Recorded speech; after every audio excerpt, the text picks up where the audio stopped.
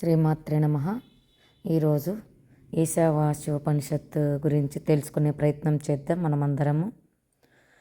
ఓం పూర్ణమదః పూర్ణమిదం పూర్ణాత్ పూర్ణముదచ్యతే పూర్ణస్య పూర్ణమాదాయ పూర్ణమేవావశిష్యతే.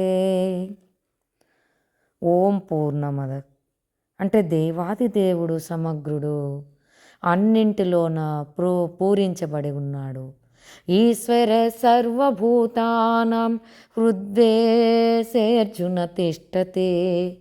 భగవంతుడు లేని చోటు ఎక్కడ లేదు, అన్నింటిలోన సమగ్రంగా ఉన్నటువంటి వాడు, పరిపూర్ణుడై ఉన్నాడు, సంపూర్ణమై ప్రతి ఒక్క అణువులోనూ ప్రతి ఒక్క పదార్థంలోనే భగవంతుని యొక్క చైతన్యంతో నింపబడి ఉన్నాడు.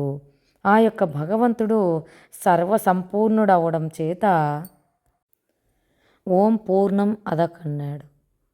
అంటే సృష్టిని సృష్టించేటువంటి భగవంతుడు పరిపూర్ణమైనటువంటి శక్తి కలిగినవాడు. పూర్ణం ఇదమన్నాడు. దృశ్యమాన ప్రపంచమంతా కూడా, ఈ ప్రపంచంలో అన్నింటిలోనూ సకల చరాచర జీవకోటిలో భగవంతుని యొక్క చైతన్యంతో నింపబడి ఉన్నాడు.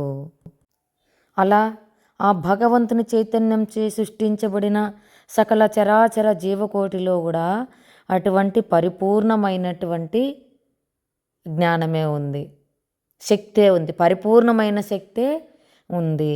కానీ ఆ యొక్క పరిపూర్ణమైనటువంటి శక్తి జ్ఞానాన్ని భగవంతుడు మనకిచ్చిన, గురువు దగ్గర నుంచి మనం జ్ఞానం తెలుసుకున్న ఆ యొక్క పరిపూర్ణ జ్ఞానము శక్తి భగవంతుని దగ్గర తరిగిపోదు.